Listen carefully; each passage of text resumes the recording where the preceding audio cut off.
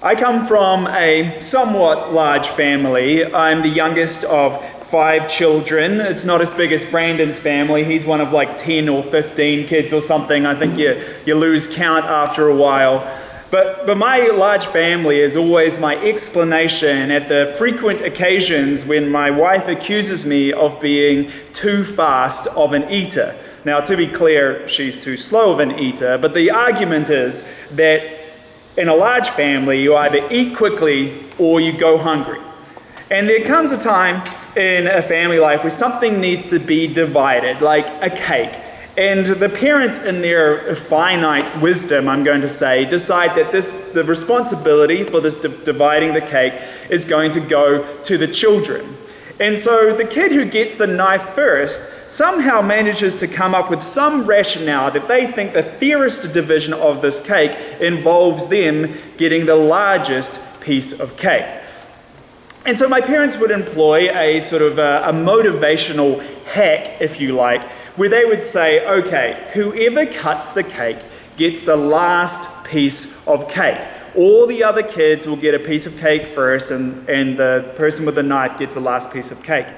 And what this does is it forces the person cutting the cake to not just consider what they can convince themselves is fair, but they actually have to think into the mindset of their siblings to determine what they will actually think is fair, to get into their minds. And heaven forbid that a sibling, particularly a younger sibling, might get a larger piece of cake than they do. So the strategy becomes very clear. These pieces of cake need to be the exact same size. And I remember times when rulers would come out and pieces of cake would be measured to the millimeter, which for you Americans is like a very small inch or something. Very precisely measured pieces of cake so that it was fair. Now, this isn't exactly a model of Christian charity or something like that. But it does show the power of how our thinking can really change when we force ourselves to seriously consider the perspective of others and how that shifts what we think is right.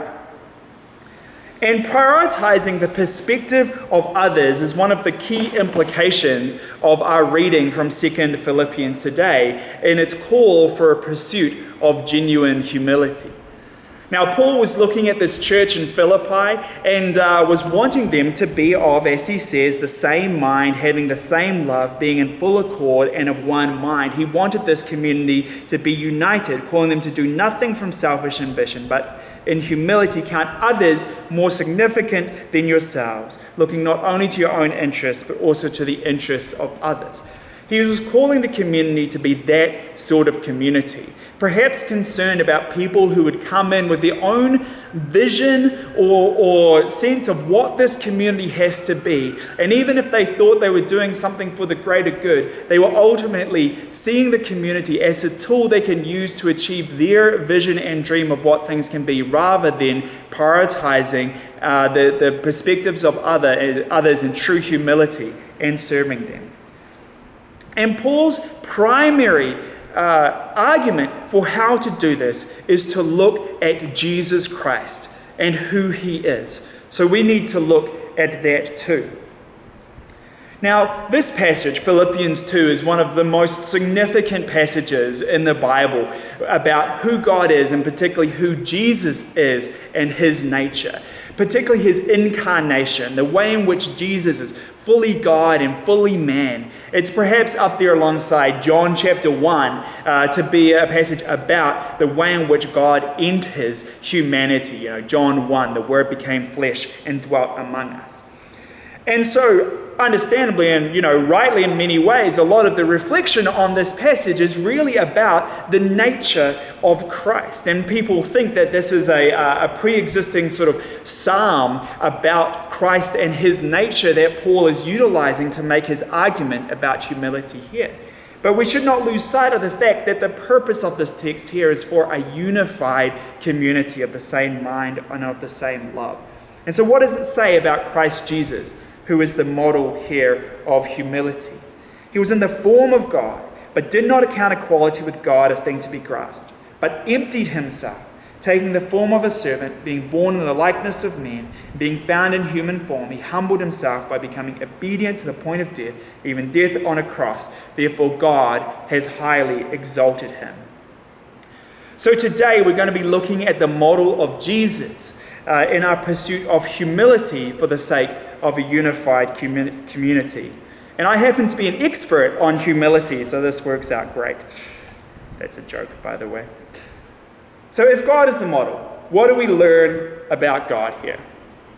Well, the first thing we see is that God is a God who comes down to us. God is a God who bridges the distance and comes down to us for our redemption, for our salvation, for our benefit, to serve us. And I think often in popular culture, people think about Christianity having a sort of trajectory from us heavenwards. You know, you go to heaven when you die. Going up to heaven is kind of the goal. But throughout Scripture, the trajectory is quite the opposite. It's always God earthwards. You know, God coming down to Adam and Eve in the garden. God coming down to walk with Abraham, to visit Moses on the mountain, coming down to the temple to make his seat on earth, coming to us at the center of history in the incarnation in Jesus Christ, or at the end in Revelation, the vision of all things being made right is not us ascending up into heaven, but is God coming down and making his home among us. This is the God who we serve. The God who comes down to us, enters into our reality, taking on the likeness of man in order to redeem us. And notice, as Paul is making his argument about humility, he actually paints the picture of the full redemption arc of the story of Jesus Christ. We have, in a sense, Christmas and Easter in this telling of Jesus here. We have the Jesus who enters into our reality, who takes on the likeness of man, the incarnation, that moment of Christmas where God enters the world in Jesus. But we also have Easter. Jesus, obedient to the point of death on a cross, so God highly exalts him in the resurrection. We have Christmas and Easter here as Paul looks to Jesus as our exemplar. So we're going to look under these two categories of Christmas and Easter and what this teaches us about humility. So in the Christmas exemplar, we have Jesus entering into our reality. And it's important to note the significance of the incarnation, because I think sometimes, particularly if you've hung around similar churches that I've hung around, the incarnation can sometimes feel like a theological curiosity. And when we're thinking about our salvation and the great things God has done for us, we go to like the cross and to Easter, which is right and central. We are Church of the Cross.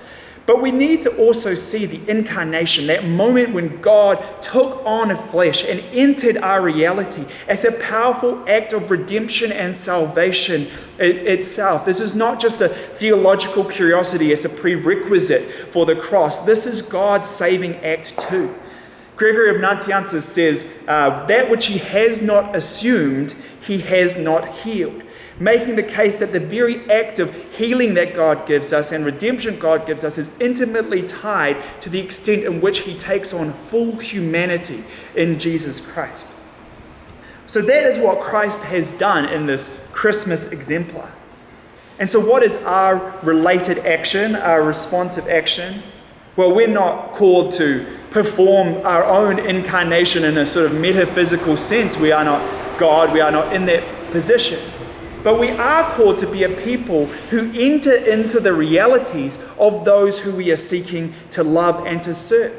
Not to be people who stand safely on the sidelines throwing advice bombs at other people, but to be a people who are willing to bridge the distance, to go into other people's realities and perspectives and have a prioritization of their perspectives over our own for the sake of what is right, good, and true.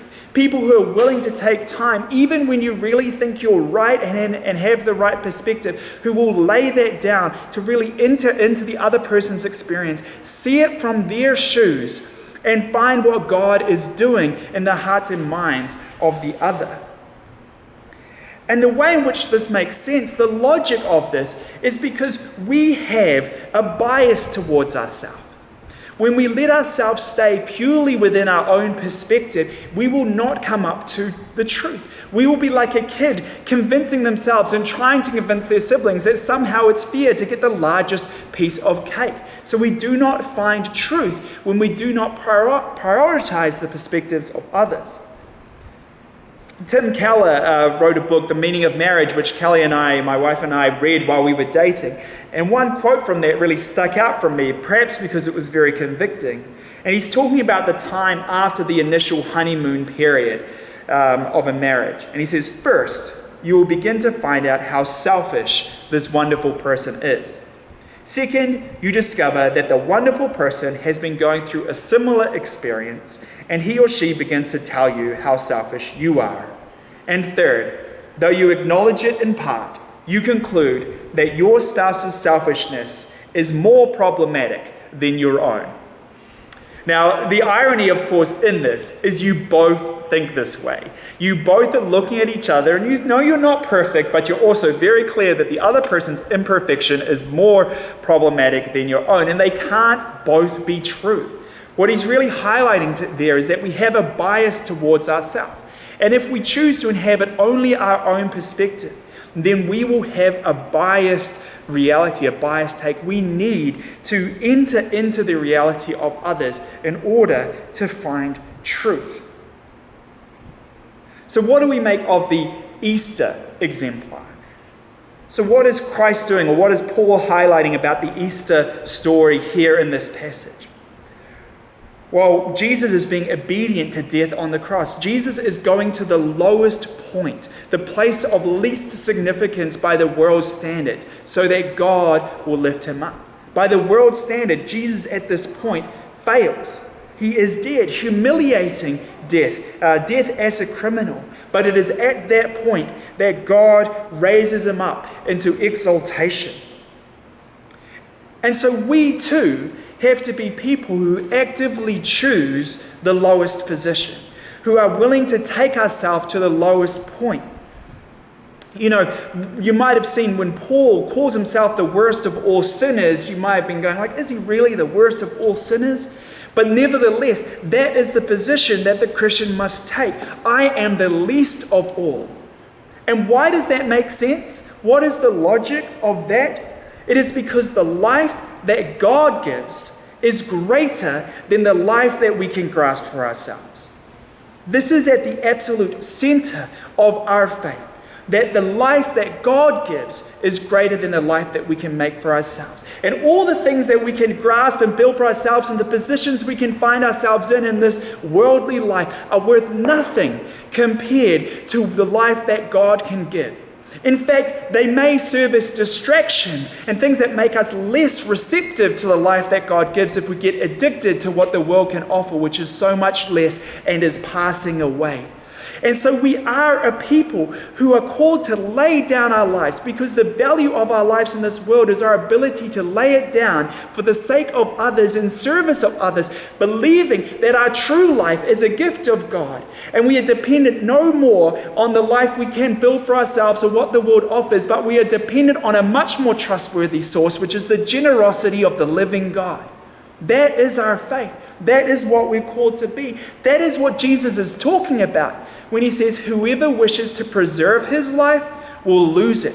But whoever will lose his life for my sake and for the gospel will gain it. We are a people whose hope is firmly set on the gift of life that God gives. And we have no regard for the life that we can build for ourselves in the world. So Paul paints this picture of humility, looking to the example of Jesus, the Christmas Jesus and the Easter Jesus, entering into the reality of others and putting ourselves at the lowest place, dependent on God's generosity to give us life. And this stands in quite strong contrast to how humility is used in our culture. I would argue that most of the time when we talk about humility, we're basically talking about a social skill.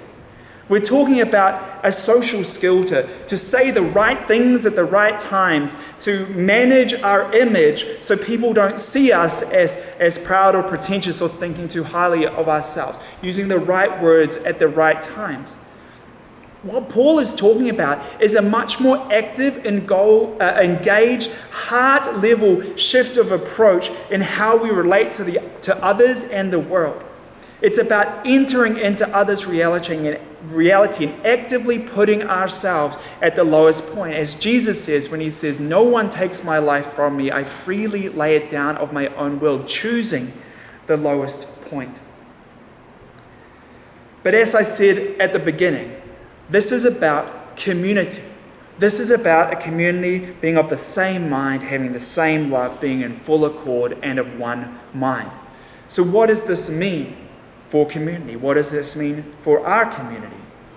You know, we live in a culture where church is often put within this sort of consumerist framework, where church is a service, a place where you receive, in a sense, a product. It's part of this sort of, it can be used as part of this sort of self-help bonanza, which church is a tool that you use for your self-actualization in the world in some ways. And I think in this church, we're aware, at least in our minds, that we should resist seeing church that way. But this is an encouragement to be self-critical in how we're choosing to use church in that way. Because the vision laid out here is anything but a self-help church. It's a church of service to the other, that we're turning up, prioritizing the other. We're here for the sake of others, not first and foremost for the sake of ourselves. And so if we look at the Easter exemplar of putting ourselves at the lowest place, what does that mean for us? That means that we are immensely zealous to root out any part of ourselves which looks at our brother or sister in our community and thinks that we are better than them. You know, we would never say something like that. But in our heart of hearts, we can form a sort of ranking in our minds of where we think we are, who we think we're above. We're more together than, less sinful than, more sorted out, more spiritual, whatever it is. These ways in which we look to others and see ourselves as better. We need to be zealous in rooting out those things from our very hearts. I've been reading Life Together by Deacon again, which is about community, and I encourage you to read it if you haven't already. But he doesn't mince words, and this is what he says about that phenomenon. He says, in the context of Christian community, if my sinfulness appears to me to be in any way smaller or less detestable in comparison with the sins of others, I am still not recognizing my sinfulness at all. My sin is of necessity the worst, the most grievous, the most reprehensible. How can I possibly serve another person in unfeigned humility if I seriously regard his sinfulness as worse than my own? So the implication of the Easter exemplar of humility is to be zealous to root out any point in our community that we see ourselves as better than one of our brothers and sisters in an area. What about the Christmas exemplar of humility? Well, we need to make sure we're not coming into this community seeking to use it as a tool for our own perspective of how things ought to be. That we don't come in with a particular vision of this is what we want the church to be, regardless of how we frame it, which is ultimately our vision of it. And we're trying to make that thing happen and are very upset when that doesn't happen. Dietrich Bonhoeffer also speaks about this. He rages against the idea of a wish dream of what Christian community ought to be. And again, he doesn't mince words. He says, God hates visionary dreaming. It makes the dreamer proud and pretentious. The man who fashions a visionary ideal of community demands that it be realized by God, by others, and by himself. He enters the community of Christians with his demands, sets up his own law, and judges the brethren and God himself accordingly. He stands adamant, a living reproach to all others in the circle of brethren. He acts as if he is the creator of the Christian community, as if his dream binds men together. When things do not go his way, he calls the effort a failure. When his ideal picture is destroyed, he sees the community going to smash. So he becomes first an accuser of his brethren, then an accuser of God, And finally, the despairing accuser of himself. Pretty direct words. But we need to be coming in not to fulfill our own vision of what this church ought to be, but to serve others and enter into other perspectives or other people's perspectives of what this church needs to be for them. I've thought a bit about the role of a good leader in a community and what a good leader has to do. Now, there's many examples of bad leaders in Christian context, but a good leader goes in and knows that their job is not to impress their own sort of personality on a community and their own particular vision, but to serve the needs of the people. They have to hear all the different voices from all the different circles of the church and then make a decision before God, which they know will make a bunch of people unhappy and a bunch of people, hopefully happy.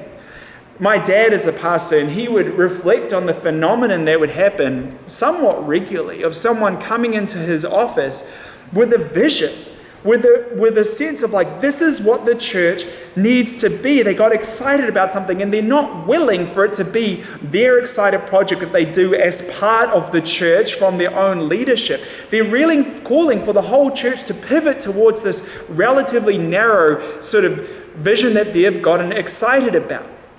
And they may have been listening to one pocket of the church or really just listening to themselves. And my dad would always have to say, that's great, that's wonderful, I hope you do that, but we're not going to pivot the church towards that because I'm here to serve all the people. And the trick is this, that's not just the role of the leader. That's not just the role of the clergy. That's the role of the people. That's the role of the community. That's the role of the laity. To come into this place, not with a strong, held sense of what a church ought to be, but with a heart to turn up for others, for the perspectives of others, and really go through the hard work of counteracting your own self-bias of what you want from this place, but to prefer the perspective of others.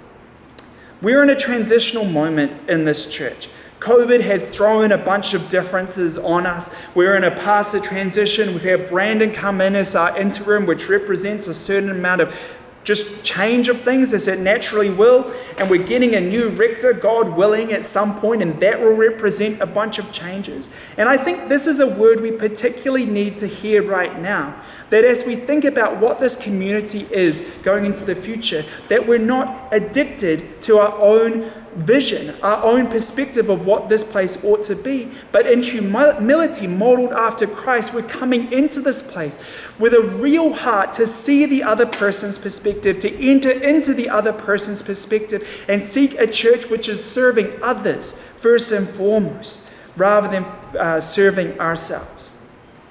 And so I really believe that the word that Paul is speaking here is a word for us today in a community with so much transition. Because my prayer for this place is like Paul's prayer, that we would be of the same mind, having the same love, being in full accord and of one mind. And my prayer is that we look to Christ Jesus as our model of humility as we step forward into this as a church. The Jesus of Christmas, the one who enters into another's reality, not just stands on the sideline and is safe in your own perspectives. And the Jesus who puts himself at the lowest position, trusting in God's ability to raise up. So our call today is to be a church built on the model of humility that Jesus puts before us.